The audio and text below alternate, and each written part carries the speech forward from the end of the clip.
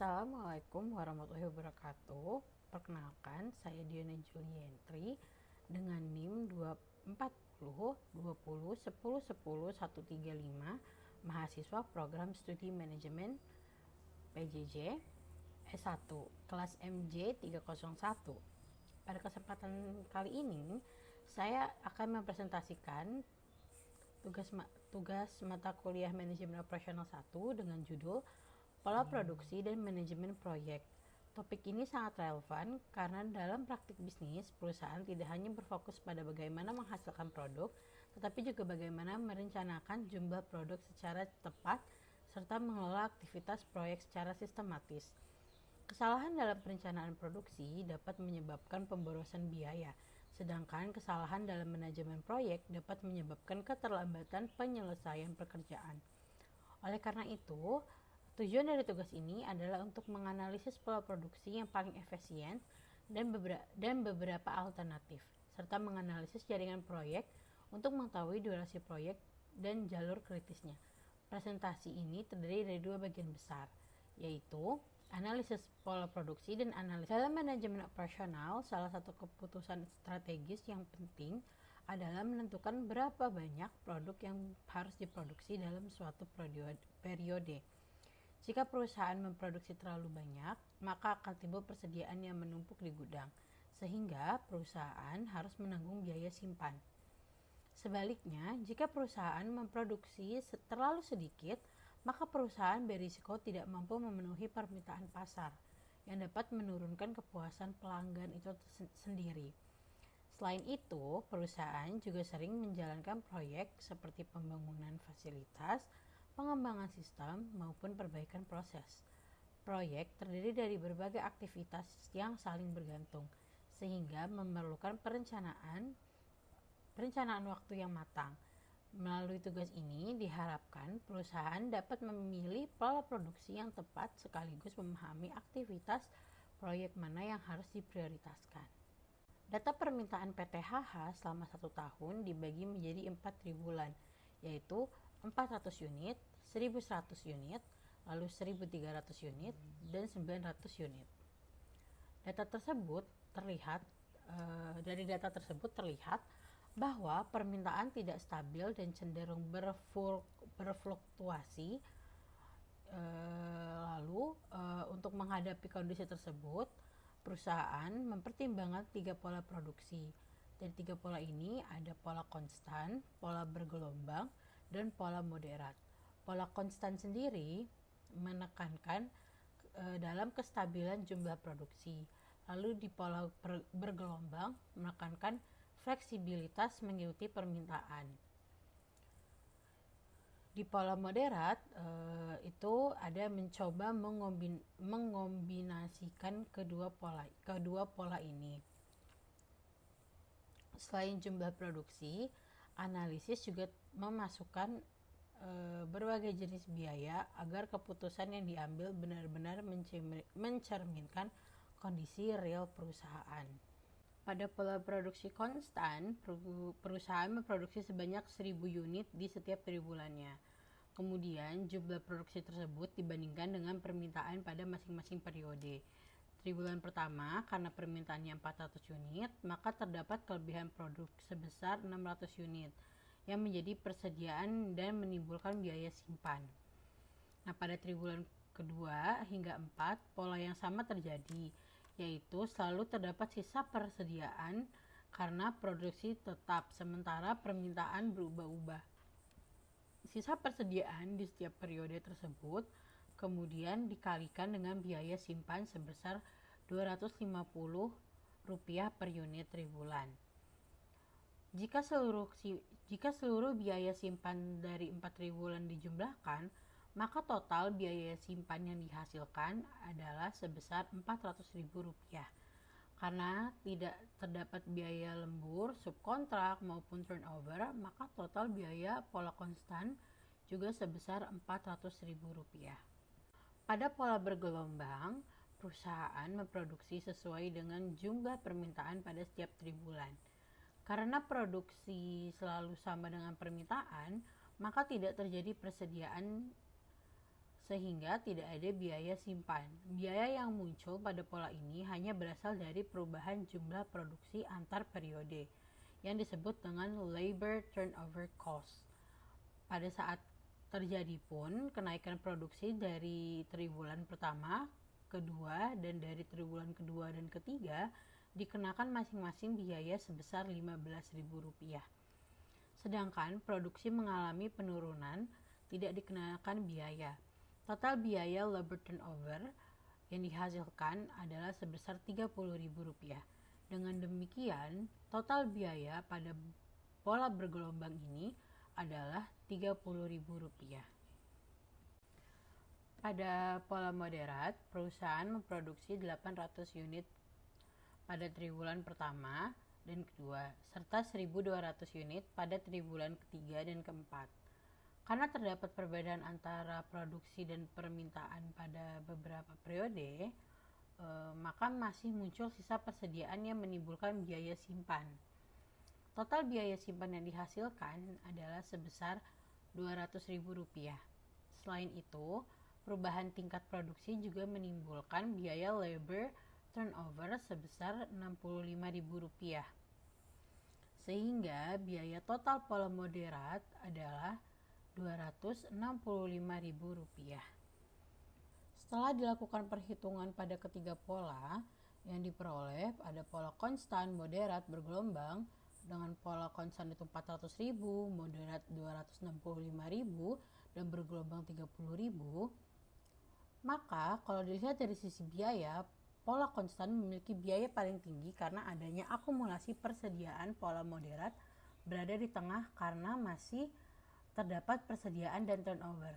Pola bergelombang memiliki biaya yang paling rendah karena hampir seluruh biaya dapat dieliminasi.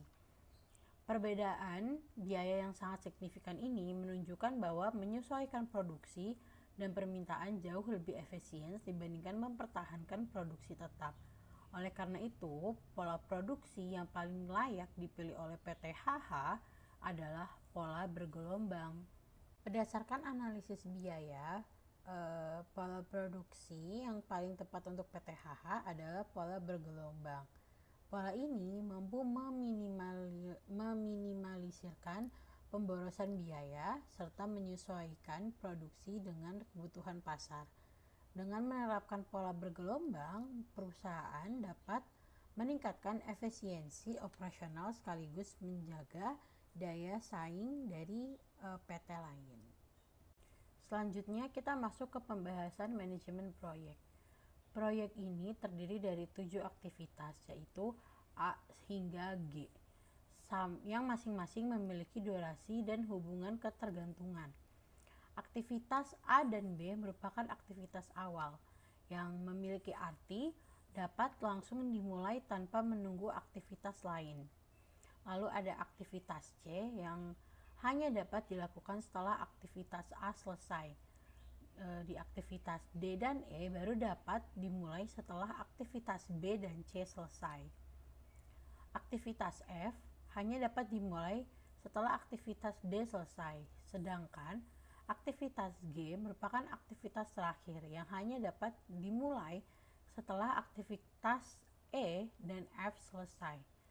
Hubungan antara aktivitas inilah yang kemudian digunakan untuk menyusun network diagram atau jaringan proyek.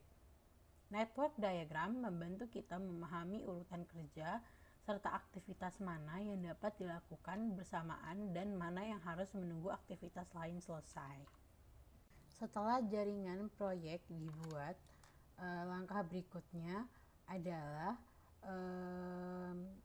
melakukan perhitungan forward pass. Forward pass digunakan untuk mengetahui waktu paling awal suatu aktivitas dapat dimulai yang disebut early start, serta waktu paling awal suatu aktivitas dapat diselesaikan yang bisa disebut early finish. Perhitungan dimulai dari aktivitas awal dengan nilai early start sama dengan 0. Kemudian early finish diperoleh dengan menambahkan durasi aktivitas terhadap early start. Untuk aktivitas yang memiliki lebih dari satu pendahulu, maka early start diambil dari nilai early finish sebesar dari pendahulunya. Dari hasil forward pass yang diperoleh oleh aktivitas terakhir yaitu G, early finish-nya sebesar 29 jam. Artinya, proyek paling cepat dapat diselesaikan dalam waktu 29 jam. Setelah forward pass, langkah selanjutnya adalah melakukan backward pass. Backward pass digunakan untuk mengetahui waktu paling lambat dalam suatu aktivitas boleh dimulai dan diselesaikan tanpa menunda proyek. Perhitungan dimulai dari aktivitas terakhir dengan nilai late finish sama dengan total durasi proyek. Di sini kita memakai 29 jam. Kemudian late start diperoleh dengan mengurangi late finish dengan durasi aktivitas. Untuk aktivitas yang memiliki lebih dari satu penerus, maka late finish diambil dari nilai late start terkecil dari aktivitas penerusnya. Melalui backward pass ini, kita dapat mengetahui batas toleransi keterlambatan setiap aktivitas. Slack atau kelonggaran waktu merupakan selisih antara waktu paling lambat dan waktu yang paling awal untuk sesuatu aktivitas. Slack dapat dihitung dengan rumus slack sama dengan ls minus is atau LF kurang IF. Jika nilai slack sama dengan 0, maka aktivitas tersebut tidak memiliki kelonggaran waktu dan tidak boleh terlambat. Sebaliknya, jika slack bernilai positif, maka aktivitas tersebut masih memiliki toleransi keterlambatan. Pada hasil perhitungan aktivitas A, C, D, F, dan G memiliki slack 0, maka tidak ada toleransi kelonggaran waktu dan tidak boleh terlambat untuk melakukan aktivitas. Sedangkan aktivitas B dan E memiliki slack sehingga masih memiliki sedikit kelonggaran waktu. Jalur kritis adalah rangkaian aktivitas yang memiliki slack 0. Artinya, jalur ini merupakan jalur terpanjang dalam proyek dan menentukan lama penyelesaian proyek secara keseluruhan. Berdasarkan hasil perhitungan, jalur kritis proyek ini adalah A, C, D, F, dan G. Durasi waktu aktivitas pada jalur tersebut dijumlahkan, maka totalnya ada yang A itu 6, yang C 5, yang D 6, yang F 8, yang G 4. Jadinya 6 tambah 5 tambah 6 tambah 8 tambah 4 sama dengan 29 jam. Hasil ini sama dengan total durasi proyek yang diperoleh dari forward pass. Sehingga dapat disimpulkan bahwa perhitungan sudah sesuai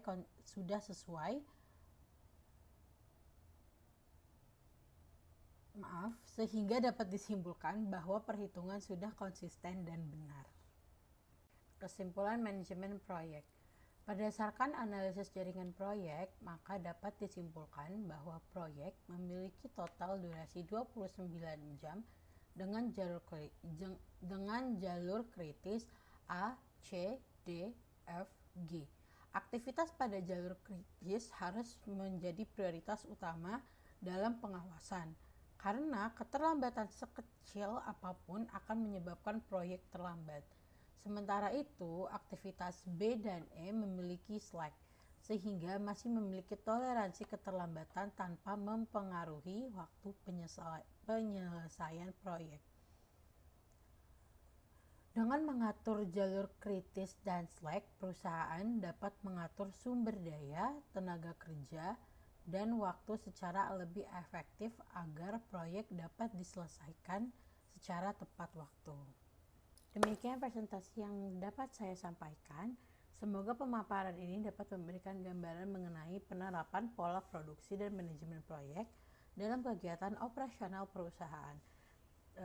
Kurang lebihnya mohon maaf. Terima kasih atas perhatiannya. Wassalamualaikum warahmatullahi wabarakatuh.